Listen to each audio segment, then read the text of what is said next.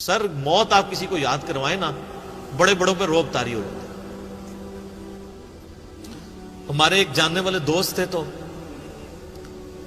دعوت و تبلیغ کے کام میں جڑے ہوئے تھے، تو ان کو کچھ ایجنسیز کے لوگوں نے نا اٹھایا، وہ خام خواہ ایک شک کی بنیاد پر انٹرویو کرنا شروع کیا۔ تو انہوں نے کہا یہ آپ دین کا کام کیوں کرتے ہیں، کیا ضرورت ہے؟ اب آپ کسی ایسے بندے سے یہ بات پوچھ رہے ہو جس کو یہ پتا ہو کہ میں نے مر کے اپنے رب کے حضور پیش ہونا ہے اور میرے نفع نقصان کا مالک اللہ ہے۔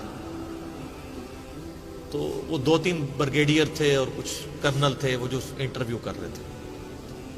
تو اس نے کہا سر مرنا ہے، آپ نے بھی مرنا ہے، میں نے بھی مرنا ہے، میں نے اللہ کو منہ دکھانا ہے، تو میں تیاری کر رہا ہوں، مرنا نہیں ہے۔ وہ کہتے سب کے چہرے فاق ہو۔ اصل میں ان لوگوں نے کبھی سوچا نہیں ہوتا کہ ہم نے مرنا ہے۔ جب ایک دفعہ کوئی یاد کروا دینا، سر چھٹی کا دودھ یاد آ جاتا ہے۔ اس لیے موت کا راگ لاپنے کی ضرورت ہے۔ چوراہوں پہ کھڑے ہو کے، چھتوں پہ چڑھ کے ایک ہی بات کرنے کی ضرورت ہے کہ مرنا ہے۔ جب مرنا ہے تو سر پھر آپ اپنی مرضی کی زندگی نہیں گزار سکتے، پھر خدا کی مرضی کی زندگی گزاریں گے۔ اگر مرنے کی تلوار ہٹ جائے تو جو مرضی کریں۔ میں اکثر کہتا ہوں، میرے ایک یوٹیوب پہ کلپ بھی ہے، خدا انسان کی ضرورت کیوں ہے؟ تو میں نے اس میں بتایا تھا کہ انسان کی ضرورت اللہ اس لیے ہے کہ ہمیں موت آ جاتی ہے۔ اگر موت نہ آئے، اگر کوئی بیماری اور پریشانی نہ آئے تو خدا میری ضرورت ہی نہیں ہے۔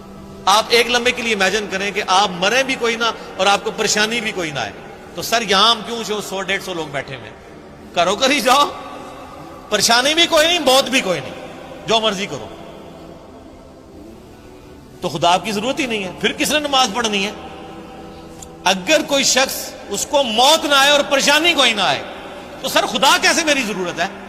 میری ضرورت ہے اس لیے ہے کہ میں نے مر جانا ہے، یہ تلوار لٹکی اللہ کے حضور پیش ہونا ہے، اور پریشانی ہر وقت کسی وقت بھی گیچی مروڑ سکتا ہے، بیماری آ سکتی ہے، بڑھاپا آ سکتا ہے، اور سر یہ خواہش آپ کی جنت میں اللہ پوری کرے گا۔ صحیح مسلم کی حدیث ہے، جب جنتی جنت میں داخل ہوں گے تو ان کو خوشخبری ملے گی کہ تمہیں مبارک ہو اللہ کی طرف سے، آج کے بعد تمہیں موت نہیں آئے گی، ہمیشہ زندہ رہو گے۔ آج کے بعد تم بوڑھے نہیں ہوگے، ہمیشہ جوان رہو گے، 30 سال عمر رہے گی۔ آج کے بعد تم کبھی بیمار نہیں پڑو گے، ہمیشہ تندرست رہو گے۔ بیماری بھی کوئی نہیں، بڑھاپا بھی کوئی نہیں، موت بھی کوئی نہیں۔ آج کے بعد تم کبھی بدحال نہیں ہوگے، ہمیشہ خوشحال رہو گے۔ اور ایک اور حدیث کے اندر بخاری مسلم کی 5ویں چیز بھی یہی ہے کہ آج کے بعد تمہارا رب تم سے کبھی ناراض نہیں ہوگا، ہمیشہ ہی راضی رہے گا۔ دنیا میں انسان کی ٹینشن کیا ہوتی ہے؟ یار یہ کیا اللہ ناراض نہ ہو جائے۔ جنت میں کوئی ایسا کام نہیں جس سے اللہ ناراض ہوتا ہو، ہر کام ہی ایسا ہے۔ دنیا میں سونا حرام، آخرت میں حلال۔ دنیا میں 4 سے زیادہ بیویاں کرنا حرام، آخرت میں بے شمار۔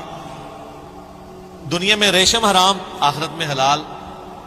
دنیا میں نماز فرض، آخرت میں کوئی نہیں۔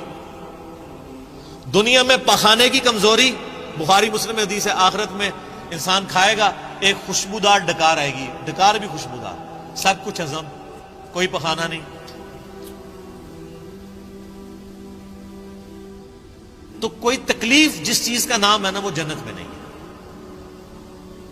تو یہ اللہ تعالیٰ کی بڑی مہربانی ہے کہ اللہ تعالیٰ آپ کو بہت بڑا سٹیٹس دینے والا ہے۔ یہ اس کی مہربانی ہے کہ وہ تو خود اکیلا تھا لیکن اس نے اپنی کوالٹیز میں جنت میں آپ کو بھی شریک کر لیا ہے۔ مخلوق اور خالق کا فرق اپنی جگہ موجود ہے، لیکن اس کی کوالٹی کیا تھی؟ موت نہیں آئے گی، اس نے کہا چل تجھے بھی نہیں آئے گی۔ ٹھیک ہے، اس کی کوالٹی تھی کہ جو چاہتا تھا وہ کر دیتا تھا، چل تجھے بھی یہ کوالٹی، جو تو خواہش کرے گا تجھے مل جائے گا۔ ٹھیک ہے۔